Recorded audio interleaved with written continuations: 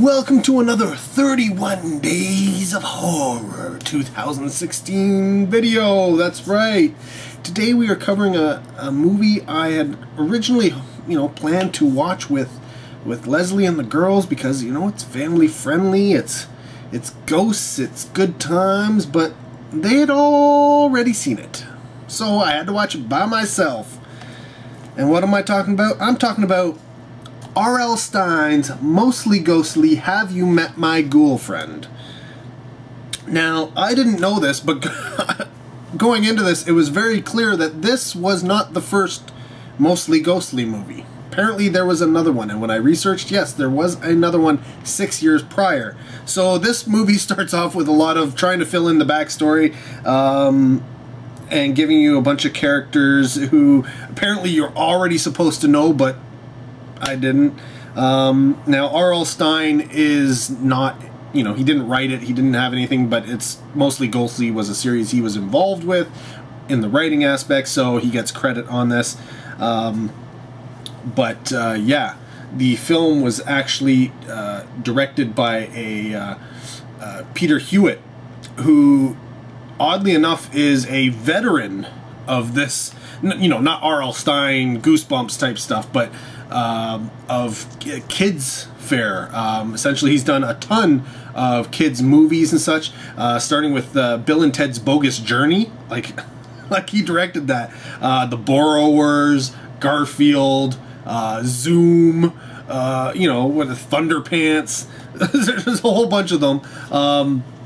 And so, yeah, he's in here directing this. So, I mean, in that aspect, he I guess you could say he really knows how to direct kids fare, and yeah, it kind of shows. It has it definitely feels like almost like a made-for-TV movie or a long episode of something like Goosebumps. It's excuse me. Got another person who's a veteran writer to actually put the story together, and that's a man by the name of Rich Carell, who is and I mean, when I say veteran, he has been a veteran of television shows, like writing television shows, and directing television shows. He's more of a director, though, because he directed like a ton of Family Matters, Step by Step, the Jamie Foxx Show, The Amanda Show, Two of a Kind, That's So Raven, which is totally right into this, level, the age group that it's sort of geared towards. The Sweet Life of Zach and Cody, again, same type of age group.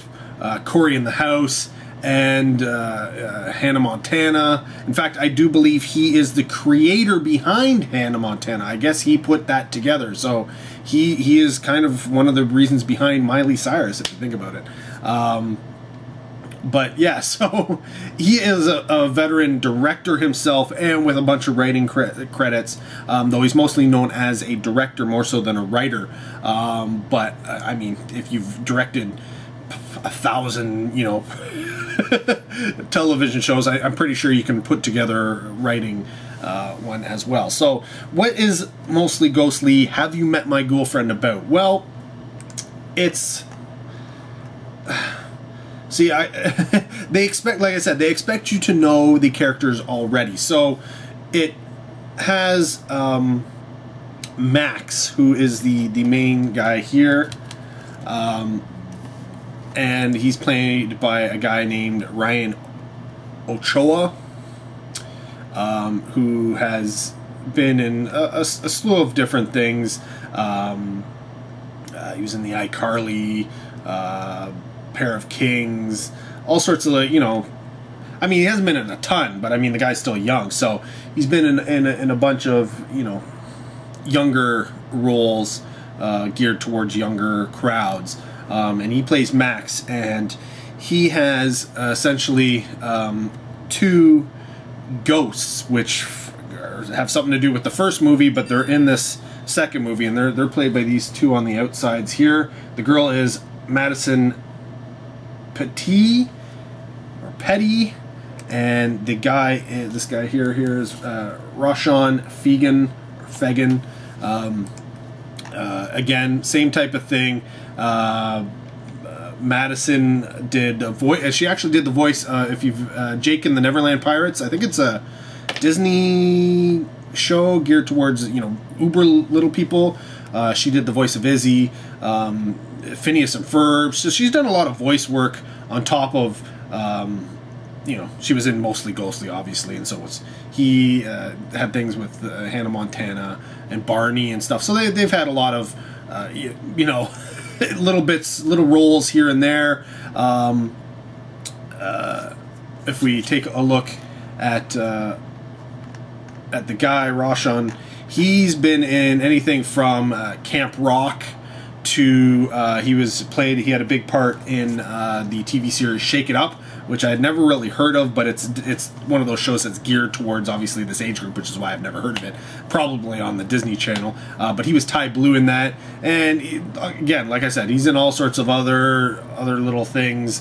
Drill Bit Taylor, so I mean, everybody seemingly involved in this show is pretty seasoned. They haven't been in hundreds and hundreds and hundreds of things, but they've all had, this isn't their first rodeo, right? And then as you can see here, it's all new movie starring Bella Thorne. This is what they're advertising, and Bella Thorne is that one right there, who again has been in a ton of stuff. Big thing is Shake It Up, like I had mentioned with Roshan. She is Cece Jones in that, but she's been Big Love. I knew her from Big Love. She's been in Little Monk, My Own Worst Enemy.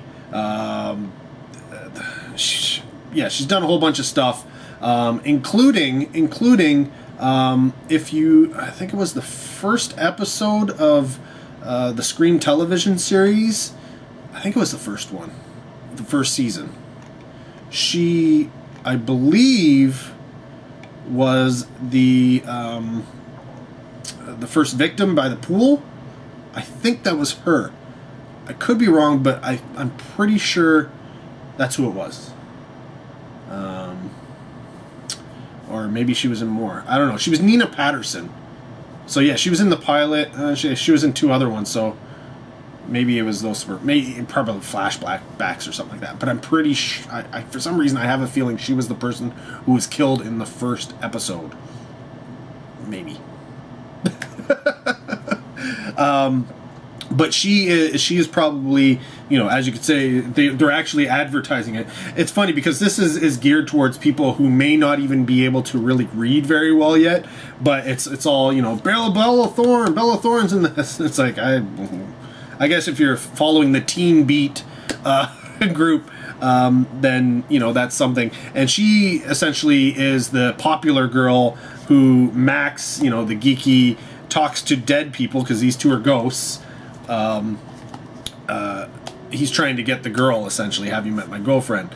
And so one of the problems he's having is the main and evil character from the first film is a dude named Fears. Yeah, it's Fears. PH Fears. And he's sort of he looks kind of like a vampire type thing. I don't know. He hasn't been in a lot of stuff. He's been in, Camp Hell and the Bleeding House and a bunch of other random things. But you wouldn't know him to see him, especially considering he's all in makeup in this movie. But what he's trying to do is he's essentially trying to take over the world. And the whole thing is he wants to raise the dead and have them, ghosts, and have them possess the living. And it's coming up to Halloween, so that's when he has the most power. But one of the big problems is Max from the first movie has this ring, and this ring protects him from ghosts. And then he's got these two ghosts here who, Fears had captured their parents in the first movie, and they're trying to get them back or find them or whatever. And Fears wants to use them to get the parents to I don't know, tell him about some magic or something like that in order for him to take over the world. But at the same time, he has to get rid of them. He has to get rid of him. They're just thwarting his plan. It's almost like a Buffy episode, if you will, and where Max is Buffy. So Fears, his big plan in this movie is he's going to raise this Russian person from a circus or something like that.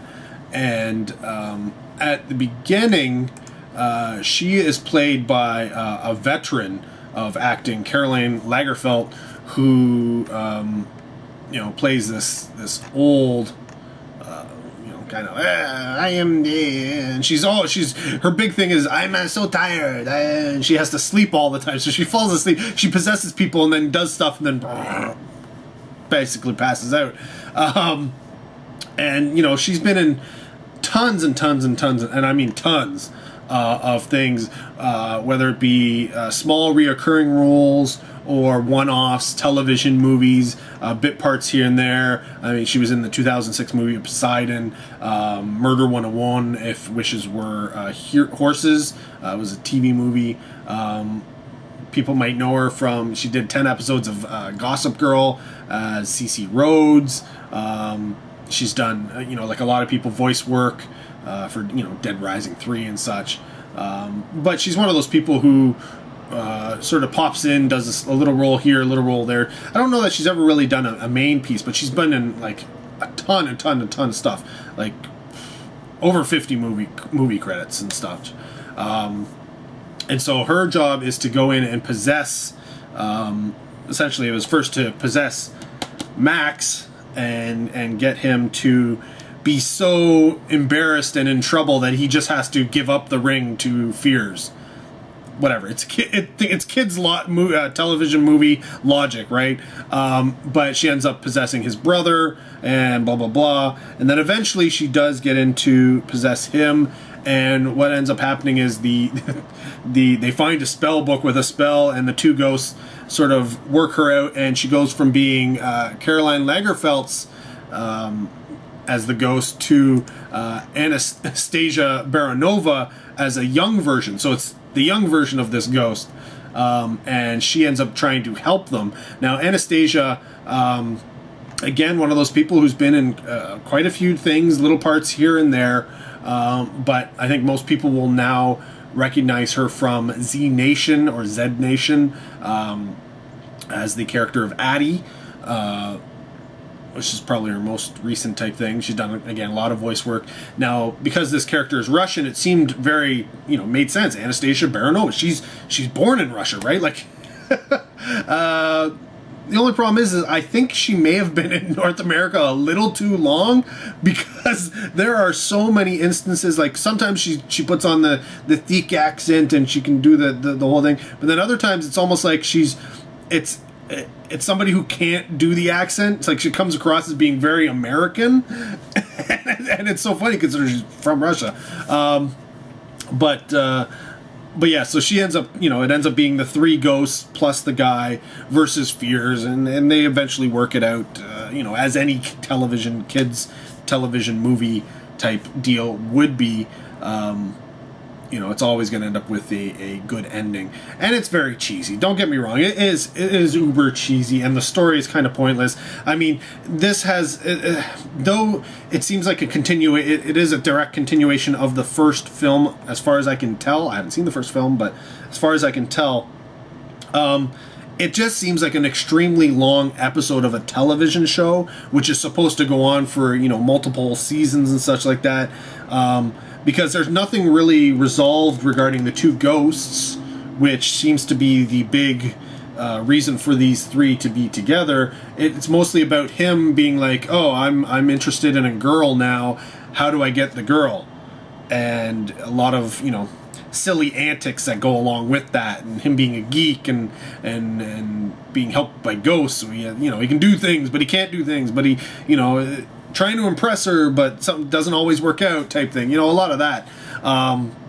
So it's honestly, it's one of those things where if you're watching, a show like Saved by the Bell or something like that, they would have played this out in about like the 30 minutes, but that it takes for one episode, right? Like that's how much it would have taken to do it. But this one kind of tries to stretch it out to an hour and a half. And like I said, it doesn't deal with any of the story that's supposed to continue on from the first film, other than the fact that it's mentioned here and there, and it's kind of part of why the evil guy is trying to get them still. Other than that, it's mostly about this, have you met my Ghoulfriend? Have you... And it's funny because that "Have you met my Ghoulfriend" is more relating to the fact that ghouls are prominent in Max's life, not necessarily as friends, but they're they're out to get him type thing, right?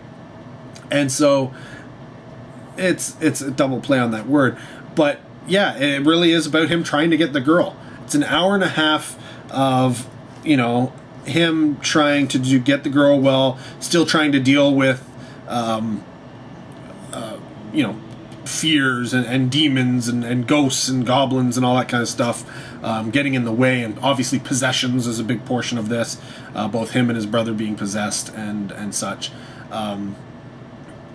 So honestly, it is one of those things, like I said, whether it be Saved by the Bell or Buffy or something like that, that's how long it should have taken to tell this story, and probably continued the storyline of the two ghosts and their parents and such, other than, oh, Max, won't you help us? Oh, you're just thinking about the girl now. What have we, chopped liver type thing? Because it's all a jealousy type thing going on here, and it wasn't really played out very well. But yeah, it literally is about a guy who can see ghosts, who's trying to get the girl, and he's a geek and that kind of thing. So I don't know what they were really trying to get at, because this is a movie. This is a movie. It's not a television show, so there's no guarantees you're going to be getting the next movie, and you'll never have that resolution of the parents and the fighting fears and all that kind of stuff. Unless you have a reoccurring storyline going. There's no guarantees for something like this, so I don't know why they did it. It should have been a pretty self-contained movie, but they had to bring in so many elements from, I guess, the first movie and these characters to make it work that it just seemed a little out of place. So I get, maybe if I had seen Mostly Ghostly and as a sequel it probably isn't as good as it, but together they would work better. But because I'm going into this completely blind and not knowing anything about the Mostly Ghostly or any of these characters short of what I'm seeing, this film does seem lacking as a result. But again, how much can you expect from a kids film? A lot of overacting. That's essentially what you can expect. Which is such a... I don't know why they feel the need to overact and over-embellish things. Everything is so, overdone. I don't know. It's silly. It really is silly, and I get that it's supposed to be kind of silly, but you don't need to go to that level, I guess. But, I mean, if that's the atmosphere they're going for with the Mostly Ghostly series, then... yeah, whatever. That's what they were going for. I guess they achieved it. So would I recommend Mostly Ghostly? Have You Met My Ghoulfriend? As a standalone, no. I don't think it works as a standalone movie. Maybe if you've seen Mostly Ghostly, or your kids have seen Mostly Ghostly, or if you're a kid and you're watching this and you've seen Mostly Ghostly, then maybe this will work, back to back. But by itself, it just seems kind of... yes, there are some... characters you may know from the first movie, but